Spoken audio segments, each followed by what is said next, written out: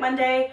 Today we're going to talk about how to do side lying abduction. It's an exercise I see often in physical therapy, and a lot of people don't do it right or don't really know what they're supposed to be working with it. So we just are going to start on your side today. So let's build some stability for your hypermobility. All right, so we're going to start on your side. So side lying abduction, you is essentially laying on your side and then lifting this top leg up and down. Many of us are probably just kind of and like able to do it really easily and not really much is happening, and it's like, are we getting anything out of this? But actually my hip isn't getting any better. The goal of hip abduction, these muscles right here that abduct the leg compared to the trunk, so the trunk is stable and then we are lifting off of a stable surface. Where we go wrong is we just lift with our trunk. We just turn it into a side bending, or we have our legs so far forward that we're just working the front of the leg. There is benefit to different angles of lifting, but if your goal is side lying abduction to work the abductors, we need to roll these hips way forward.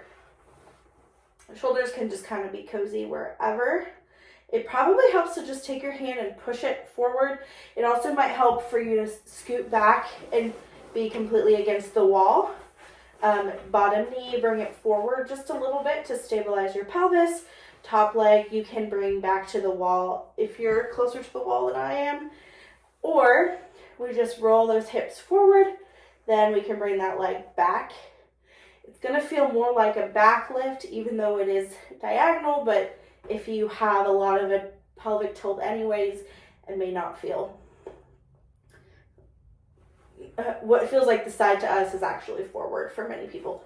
So hips forward, leg back, bottom knee is going to be bent to stabilize my pelvis. I'm sort of turning my whole leg in a little.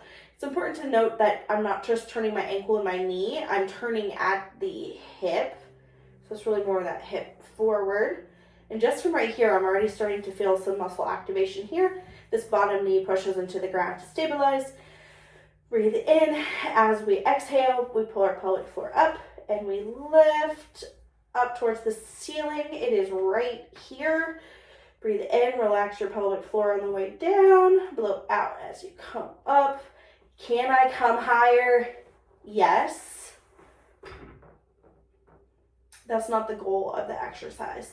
It is controlled, trunk stable to here, moving off of a stable surface. When I stop here, that's when my trunk takes over. So I want to keep it in the hip.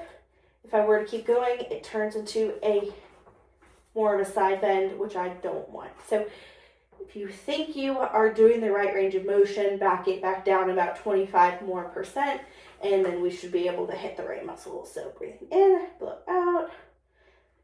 So you can also kind of flex your foot a little to make sure we're not hurting your toes, and it is right here. So the challenge for this week is to do that on each side between 5 and 8 reps, 2 to 3 sets. Bend that knee up, leg back, flex your foot just so we make sure we're leading with the hip. Push those hips forward. That's it. And you might feel it in the bottom hip as well, the one that's stabilizing, and that's fine too. So 2 to 3 times per week, 2 to 3 sets of 5 to 8 reps, or 6 to 8 reps. So that looks like 6 on each side, take a break, 6 on each side. Do that 2 or 3 times this week. Being really intentional on what muscles we are working on. This is a great exercise for hip stability. If you have pinchy hips, it is great for trunk stability, knee stability, core. I use this exercise for a lot of things, and it's a great staple to add into your exercise routine. Let me know if there are any specific exercises you want to know how to do in a hypermobile specific way, or certain things that you want exercises for. put them in the comments, and I will see you every Monday for Movement Monday, where we go through a really quick exercise video to help you start building stability for your hypermobility.